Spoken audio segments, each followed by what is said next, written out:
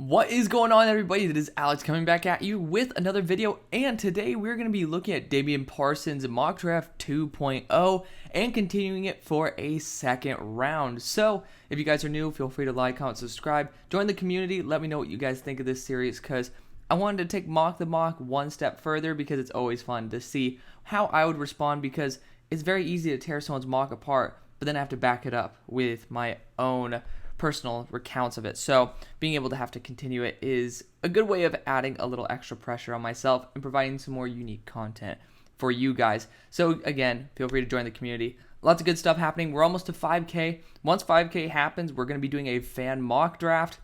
This is the breaking news. So not everybody watches the series. I want the people who actually do to actually get in on it, and you got to do that through the Discord, guys. You got to do it, and we're going to be setting that up very soon. Hopefully we reach that 5K very, very soon. I'm so stoked. Let's get right into the video. So starting off with the number 1 overall pick, we have the Falcons going Will Anderson Jr. Again, I have a feeling that they're going to just want to stick to Desi for a year. I don't know if Bryce Young really has what it takes over someone like Caleb Williams, over Quinn Ewers. You know, there are a lot of guys who are a lot better potentially than Bryce Young, and I love Bryce Young, but if you want to stick with Desmond Ridder one more year and get a freak talent like Will Anderson, I'm not going to stop you. I'm not. I think it's a great move. The Falcons did a great job right there. Pick number 2, the Texans go Bryce Young. I think that, again, I've said this myself. If you are in the position of the Texans right now, what's going to really set you over the top is elevating that quarterback to a big big playmaker level and then be a game changer, that X factor. Because unfortunately, Davis Mills is just not that type of guy. Number 3, we have the Panthers going CJ Stroud. I did this myself, so I'm pretty sure this is very replicable of how I started my own mock draft. But, you know, CJ Stroud, he's been performing a lot better. If he can play the way he did versus Wisconsin every single week against very high-level teams, there's a good chance that I would be willing to put him above Bryce Young for those injury issues or injury concerns at the next level. So CJ Stroud, again, I'm notoriously his biggest hater. I had him as QB2 before I even said anything good. I just don't like inconsistent quarterbacks. I mean, we see it all the time. Even, no disrespect to Justin Herbert, who's a top 5 QB in the NFL, the inconsistencies have not led to immense success. Seattle Seahawks going Will Levis here.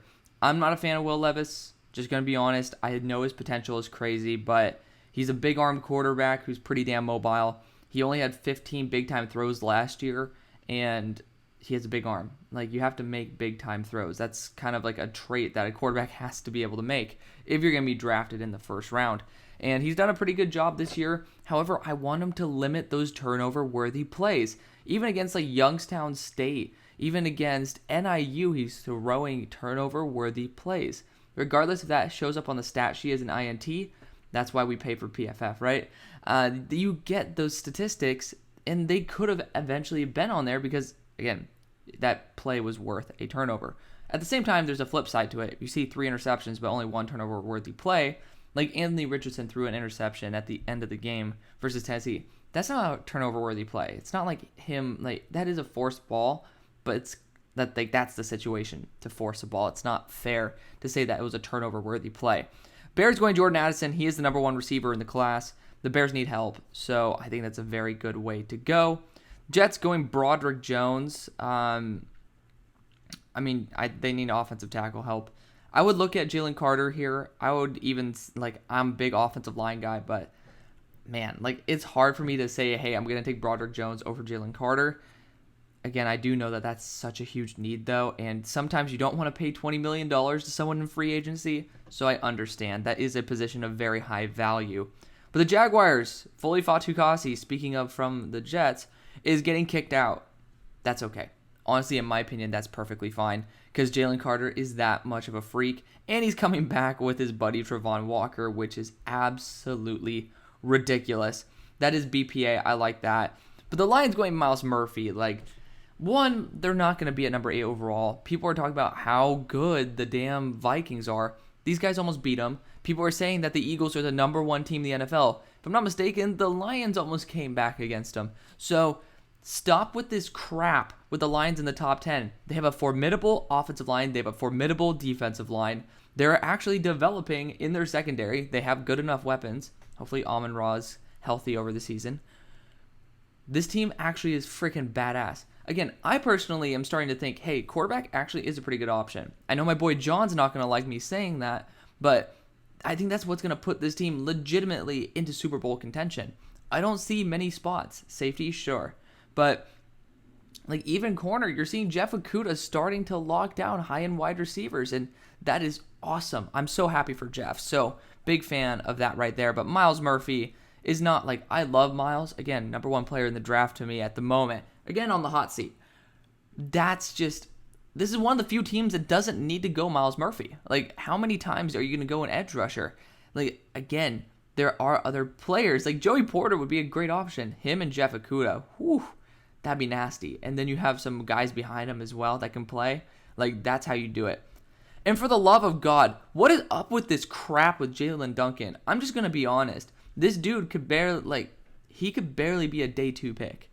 I do not understand this. He is a good player, but he is not a top 10 player in the draft. He's barely a top 5. I don't even think he's a top 5 tackle in the class. And that may be debatable, but people who are loving on Jalen Duncan is ridiculous. I mean, you saw him versus Michigan. He was getting totally gobsmacked in terms of, you watch the rep by rep, this dude was not actually winning stuff. Robert Scott, who led up, I think, 3 pressures against Louisville, looks a lot better than Jalen Duncan in one-on-one matchups. I do not see a dominant tackle in Jalen Duncan, and I have a pretty good eye for offensive line. You guys won't believe it based on the fact that I don't look at it anymore, but I played offensive line for 7 years. I've been trained by very good offensive line coaches. I know what to look for in offensive linemen. Jalen Duncan is not it. Not a fan of Jalen Duncan. And then, especially for my Steelers, I'd be pissed. I'd personally be extremely pissed. Granted, the Steelers love their Maryland players, so I unfortunately say that might be a very realistic pick. The Commanders going Trent Simpson. They do need linebacker. Again, it's very hard to justify a low-value position like that in the top 10. But Trent Simpson's going off, man. He's doing a very good job, so he definitely might be running away as the number 1 linebacker in the class. But then Henry To'oTo'o, like, come on.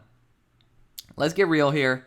There's no way in hell they're going to draft a linebacker who's extremely thin and probably wasn't even as good as Christian Harris at number 11 if Christian Harris is down in the 3rd round.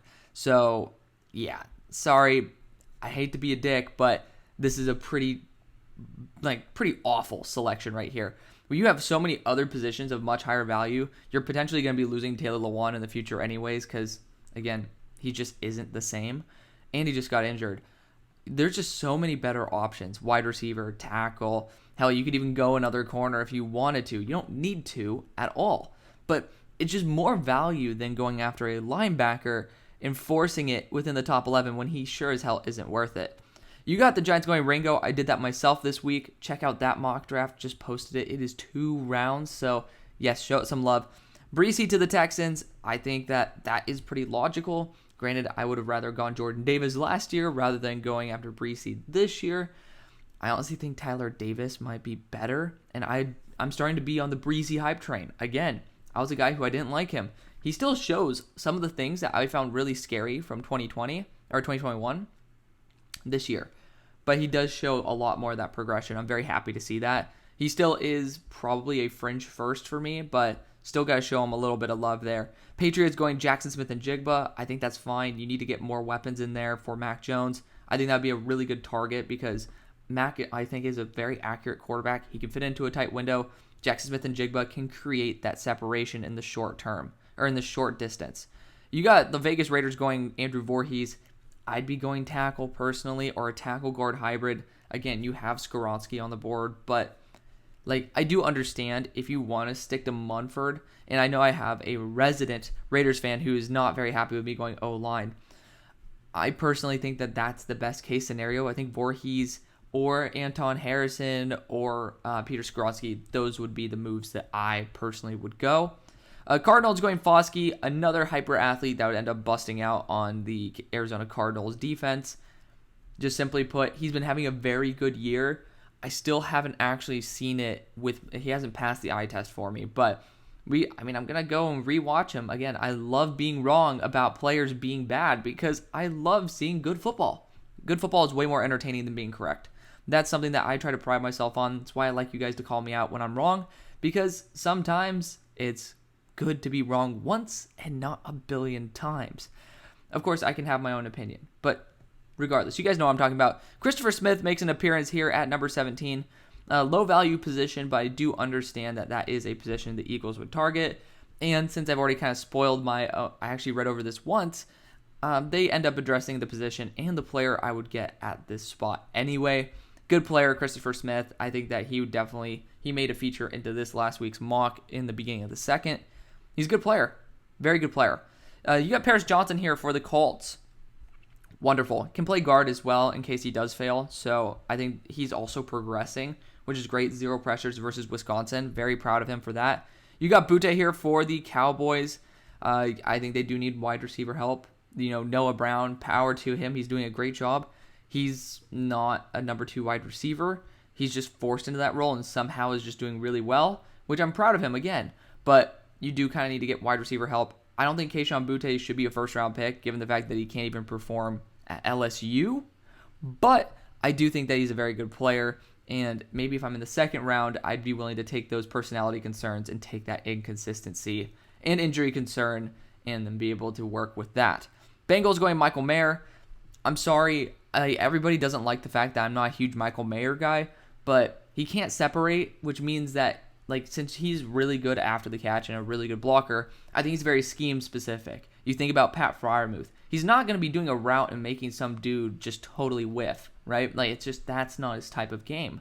And you see that when they put him on the outside, he just cannot separate. There's games where I'm seeing him versus even Ohio State. They're putting him out wide and they're trying to make him do a comeback or a curl.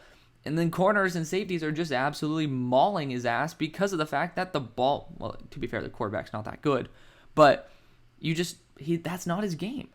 And I think teams like the Steelers would be a great fit if they didn't have that option. And I don't know, with the way the Bengals are using Hayden Hurst, I would personally not think this is a very good fit. Seattle Seahawks going Cedric Van Pran. Again, I don't think that's a bad pick. I just think at this time, given the amount of other tight end options, if you're in the second round and Mayer's there, that's fine. Again, he's very scheme specific. But Cedric Van Pran goes to the Seahawks. I think center is a legitimate issue. However, I'm not confident that Van Pran is the best center in the class. And it's a very low value position where Tyler Linderbaum, who is exponentially better, was at 26. Just not a huge fan of that value. But I do love the idea of offensive line. Switch it for Osiris Torrance. We're on the same page. Cam Smith for the Vikings, I think, is a great choice. He's a really good player, so I do like him. Bijan for the Dolphins.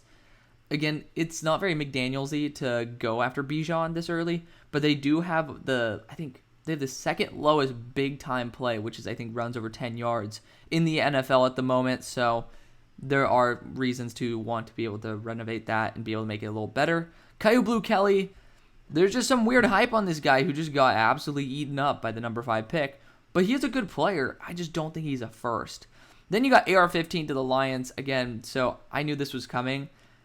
I think AR-15 would be a great option for the Lions. Honestly, it gives you hope that this guy could actually bring you to a Super Bowl. I legitimately think you sit him for a year, maybe behind someone like Jared Goff, and this guy legitimately could be a guy who can bring you to the Super Bowl. I have that faith. So I know that it's not very pleasing to hear that, or I guess it is pleasing to hear that, but I guess it's not pleasing to kind of potentially suck for one more year or not have all your positions addressed. But honestly, taking a shot at someone who could revolutionize your franchise is never a bad thing. And this is a free pick. Again, this is for Stafford, so this is a free pick. Chargers going Noah Sewell. I think that's a great selection. I go linebacker myself. Packers going Peter Skoronski. I totally understand it. I don't think he should be here. But again, if his arms test short, there is a good chance that they may push him down the board.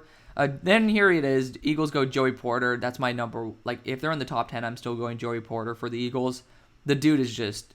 People are going to start hyping this guy as a top 10 pick. I can guarantee it.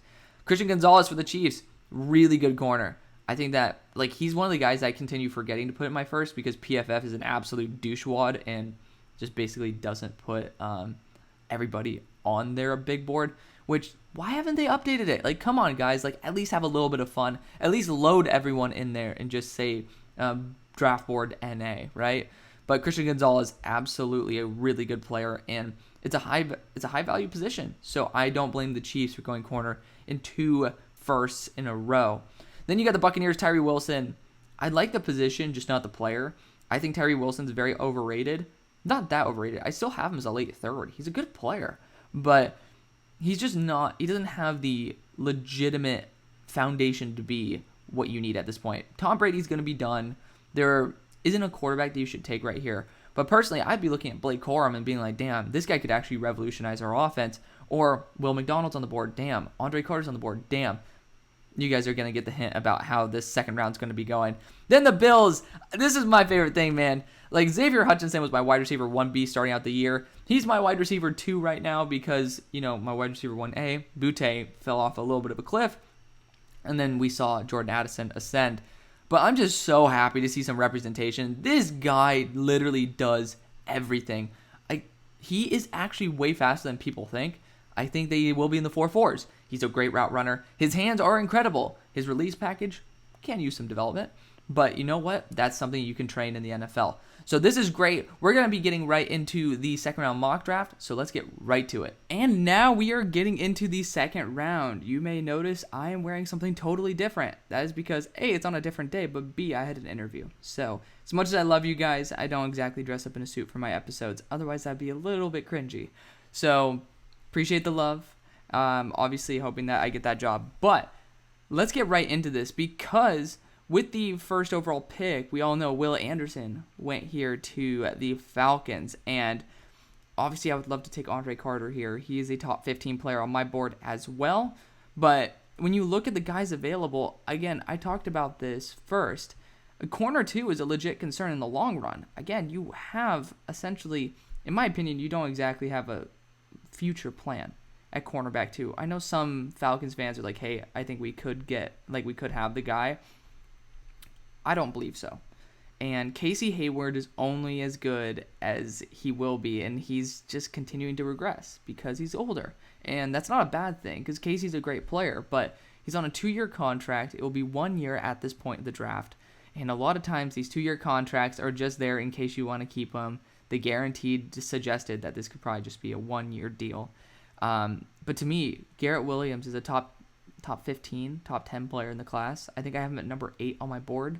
Like, the guy is phenomenal, and he deserves that respect. So going after him is certainly an amazing move, in my opinion. You just totally kick ass with Garrett Williams as well as AJ Terrell. Like, that would be a ridiculous combo for many years to come.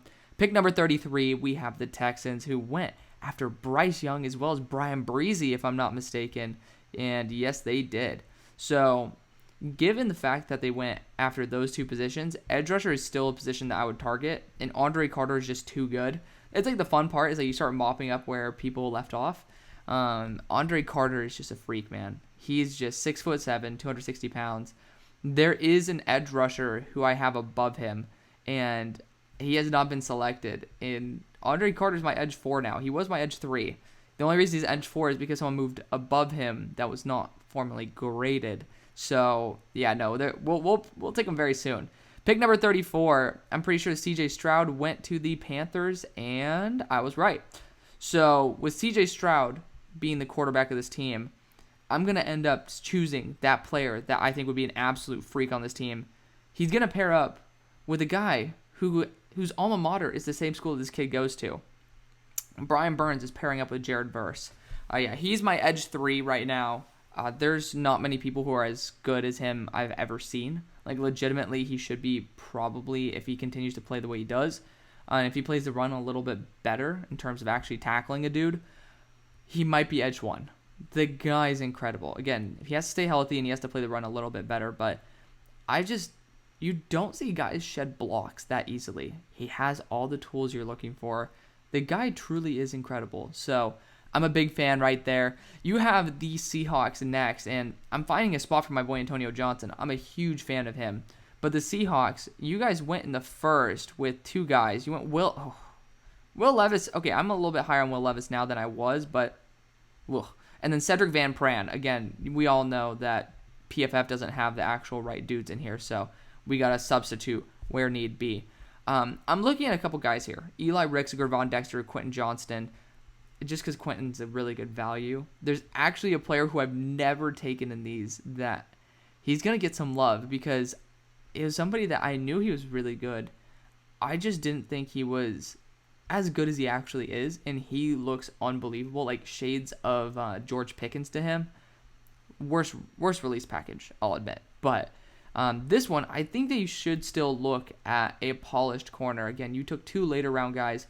Granted, one of them I had a second round grade on, so, still got to show some love there. Gervon is still in the top 20 for me. I decided to not drop, by this time I've probably dropped my video, or else it's at least made, but stock up, stock down for this week. It's like Gervon's dropped a little bit, but he's still a really good player. He's still like top 20 on my board. I think that's the best return on your investment. I really do. So going Gervon Dexter there is a good move for the team. The Bears, I think they honestly could go after Antonio Johnson. You see that Kyler Gordon's led up, I think, 66 more yards than anybody else has in the league so far. Yikes. But who they get in the first? They got Jordan Addison. I know offensive line is such a huge focus, and I know that Anton Harrison's here. It's Anton Harrison or Quentin Johnston. That's my problem. I'm going to go Anton, continue to bolster the offensive line. Tevin Jenkins moved to guard full-time. I just don't have faith that the long-term option for the Bears is already there. The Jets, I know that the safeties, I'm pretty sure they aren't really performing that well together. I know there's at least one. I think Jordan Whitehead needs to have somebody there that he works really well with. I'm bugging on it. I remember seeing this earlier. But regardless, I think Antonio Johnson would be an amazing option for the team. Guy's super versatile. Imagine that secondary with Sauce, Antonio Johnson, and then obviously DJ Reed, who's been balling out as well. Ridiculous. Big fan of that right there. Pick number 38 for the Jaguars. And did they take a wide receiver in the first? They took Jalen Carter. So you know what? We're staying in Florida here with the Jaguars, and we're addressing a position that a lot of people like to target for them. Oh, do I go the people pleaser? We'll go the people pleaser. Quentin Johnston deserves to go. It's more realistic. He's so good. Quentin Johnston's just a monster. I'm sorry, Lions fans. You know damn well I love to send him your way, but that's just not the case today. You guys got Myles Murphy as well as Anthony Richardson. Jesus, that's a pretty strong duo right there. For me, I'm going to go Brian Branch. You could always use safety help, but this guy can literally play anywhere. I think that value alone is very similar to what you get out of Antonio Johnson. So, big fan right there of Brian Branch. The Steelers went Jalen Duncan, round 1, though. Not a fan. Not a fan of that pick. I just want to see who is left on the quarterback board. Do not worry, I'm not that insane. Offensive line-wise, I don't think there's... You have a couple guys still that are good. Maybe not, perfect, but good. You still have Osiris Torrance on the board. That'd be a fun option, but corner is a huge need for the Steelers. Really is. And there are some really good ones on the board. I'm not going to take another Miami cornerback after, obviously, Artie Burns was a complete bust. We'll go Eli Ricks here. He fits the scheme very well. Kind of like one of my dream fits. Pick number 41 for the Colts now. Yes, I finally traded it away because I think Carson's going to stay. Who'd they get in the first? I think they got... Did they get Paris Johnson? They did. It's a logical move, in my opinion. So, Paris Johnson was their selection. I think quarterback still should be on the table here with Tanner McKee, but we could honestly wait to draft him. I don't think Tanner McKee is that elite of a quarterback. But let's see who else is here. Because, again, you could go corner here. Stephon Gilmore, really good. Getting older, so it's a little bit of a concern. But also, Faison's your corner too. You got Isaiah Rodgers there. That's great. But I still want to go after Tyreek Stevenson here. Again, that's going to be a guy who's definitely going to be gone by your next pick. Versus Tanner McKee could still be there. And if he's not, I don't think it's the end-all, be-all, to be completely blunt. I think he's a great player. Pick number 42, we have the Titans, who they went Henry To'oTo'o. God help us. God help us. Just awful. So I'm going to get him an actual tight end here or a real weapon. And I can't... I really want to go after the wide receiver that I'm dying to select, but I'm not going to. I'm actually going to go Jaheim Bell. I feel like it's going to be very similar to... Oh, I'm blanking on the name of the tight end that was so good for you guys for so long. I got Dwight Freeney. The name stuck in my head for some reason. But you guys know who I'm talking about. Remind me down in the comment section. Like he was Delaney. Damn, what's his last name? Is Delaney Walker? You guys know who I'm talking about. Jaheim Bell has a very similar skill set, and he's even better in my opinion. Really fun guy to watch, especially he can even play on the outside. The guy's a true receiving threat. Pick number 43, the Giants. So apparently your tight end is the highest graded rookie in week number 3. So, woo. But who'd you guys get in the first? We got to continue going back to refresh the memory. Keely Ringo. I dig it. And I'm sorry, Colts fans. I literally just said, oh, McKee will probably be there. He's not going to be. I'm taking a shot on Tanner McKee at this point. I'm just going to see what happens. If it works, it works. If it doesn't, it doesn't. Pick number 44. We have the Browns on the board. And I know people are saying we need to get defensive interior for them. I know. I don't believe it personally. Obviously, haven't had a pick yet. I think wide receiver is a great position to target, and Jermaine Burton is a very nice balanced threat. There's another guy, again, who I have a lot higher than him, similar to the way I did over like even Jameson Williams with Alec Pierce. I feel like I have a pretty good eye for like sleeper wide receivers more than the top end. Even though I do believe that my top end analysis is good, I think that like I'm really good at picking up the guys who just pop off under the radar. Like, I knew Amon-Ra St. Brown was really good. Obviously, Alec Pierce, big fan of him. But this guy, I really do think I legitimately have an early second on him, which is, like, he has a similar grade to Alec Pierce. So I'll just put it that way. I think the Patriots are going to be the one to snag him, though. But they got Jackson Smith and Jigba. Why are you guys ruining my plans? Why? Ridiculous. Regardless, I think edge rusher certainly could be a position to target. There's so many good options here. I'm going to go with B.J. Ojulari, though. He's been going off. Athletic freak. Again, you lost Chase Winovich to replace him with I think his name, not Marlon Mack. Jesus, Mac Wilson. So, B.J. Ojulari, definitely going to be a guy who'd be a very nice addition there for Bill Belichick. You got number 46 with the Raiders. Raiders, did you get an offensive lineman? I swear to God, they did. Hallelujah. In Jesus' name. Yeah, so that's great. I'm a huge fan of that. And I'm trying to see if, yes, I think Christian Gonzalez is already gone because that is obviously my top pick in that situation. I think Clark Phillips definitely could still be an option here. Chris Abrams-Drain is a really fun one too. I know a lot of you guys are telling me that like corner and offensive line are not actually positions of need, but I highly disagree with that. I think you could look on the defensive interior to get some extra help. Like Tyler Davis is in my top 45, I believe. He honestly might be number 51, like, which is kind of weird. But man, like, I know a lot of people don't like it when I go after corner for this team. And to be honest, I think the best return on your investment is to get a true running back at this point.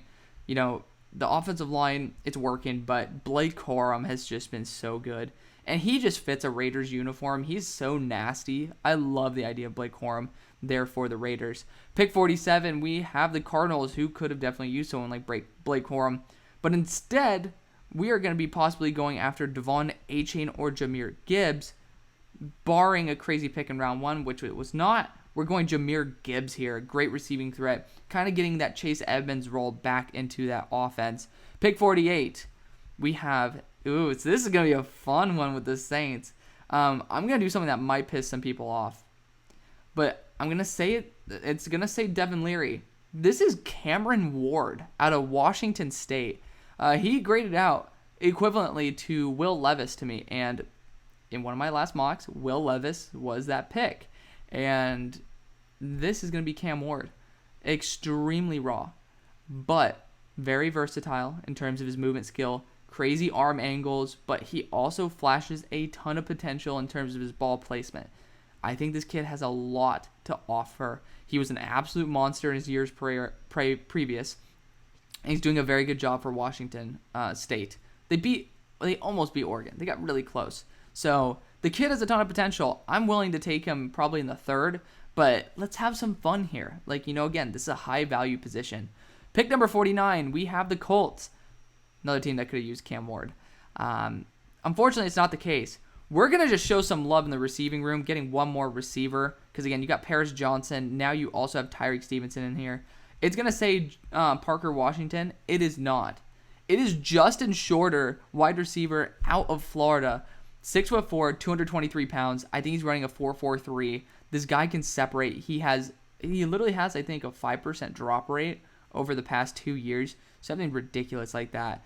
The guy's insane. Absolutely insane. He's a fifth year, but my God, does he have potential. This team loved Alec Pierce, one of the guys who I think has a similar skill set.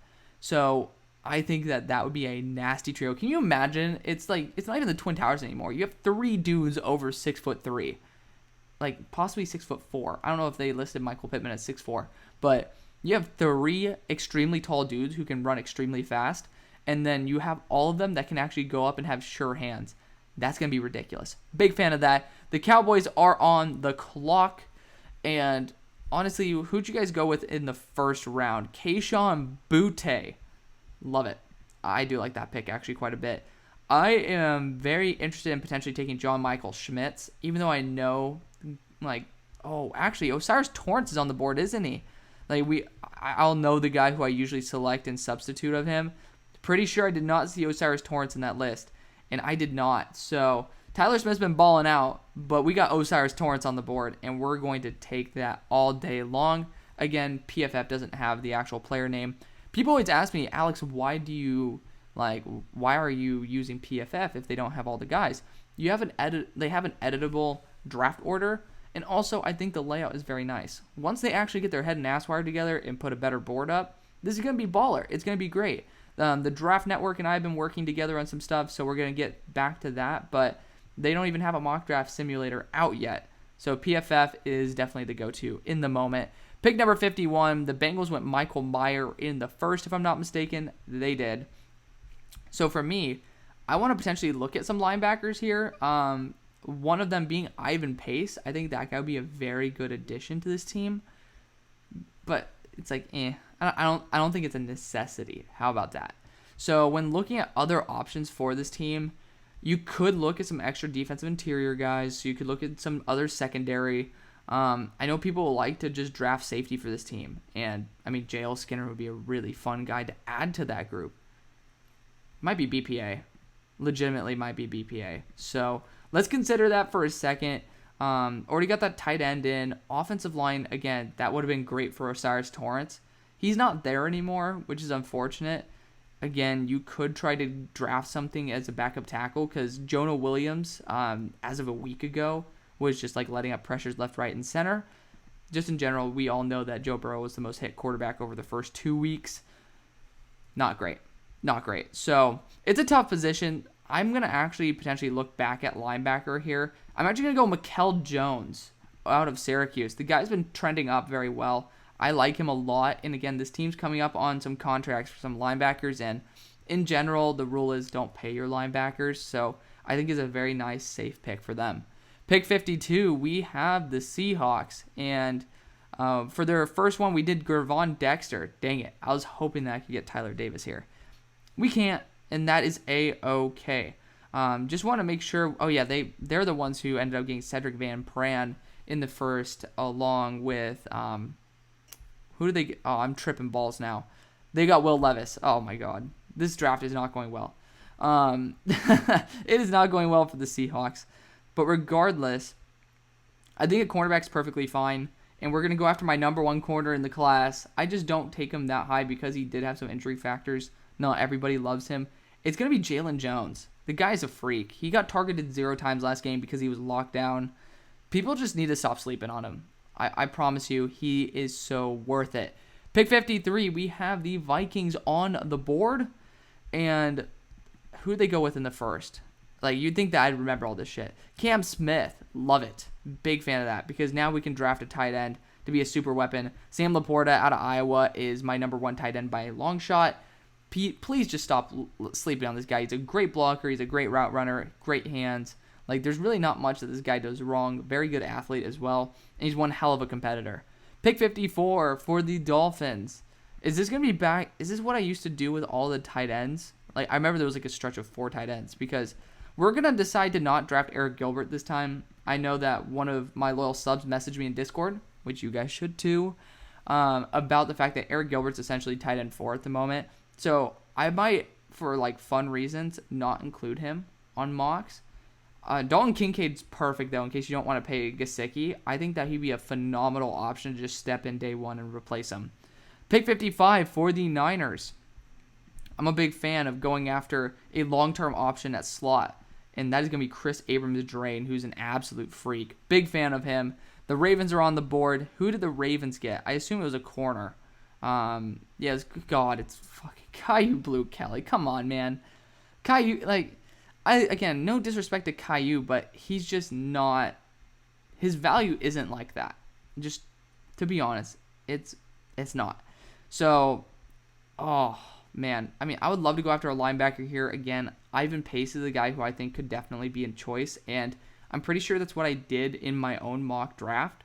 But let's try to find some other options that are a little more fun, because edge rusher, I know you guys have plenty of them, but Justin Houston ain't getting any younger, and you could draft someone like Nolan Smith, Darrell Shami, Derek Hall, and I'm going to go Derek Hall here. He's a very good player. He pops off, and he'd be an excellent third edge rusher. This team doesn't need much. They need linebackers, which, again, not many teams like to pay him in the first place, so I think it's a great choice for them. The Rams are on the board, and it's obviously a tackle. Blake Freeland's just been grading out really well in the run game, so we're going to stick to it. I love taking Blake Freeland for the Rams. The Chargers, on the other hand, they need help. We're probably going to go running back here. Did they give him like Siaki Ika in the first? Hallelujah, no. They gave him Noah Sewell. So we are not going to do that for them. Zach Charbonnet would be a great choice. They obviously like UCLA running backs. They play really close to the Coliseum, or not to the Coliseum, but they play really close to where UCLA plays as well. So it's possible. I like that move. Wide receiver as well is an option for this team. I think they could definitely use another guy. They could probably use some defensive interior help. They do. Everybody drafts Siaki Ika. I'm going to draft Tyler Davis for this team. The guy's been popping off. He's as good as Brian Breesy, like pretty damn close, especially for the value. Tyler Davis is going to be great. Pick 59 for the Packers. Round 1, they decided to go Peter Skoronski, which is a steal of the draft in my opinion. We're going to go after a safety here because a lot of people love to go safety. Regardless, I'm not doing it because people like to go safety. I'm doing it because JL Skinner is my number 24 player on my board, and it's just too good to pass on. I know wide receiver is a concern for a lot of people, but when JL Skinner's on the board and you're essentially down to wide receiver 9, go after safety 2 or safety 1. So JL Skinner's a beast. Big fan of him. The Eagles are on the clock, and they have already gone after Christopher Smith. There we go. Christopher Smith, as well as, now I'm tripping, Joey Porter. Wow, I love Joey Porter. That's such a great pick, man. Huge fan of that.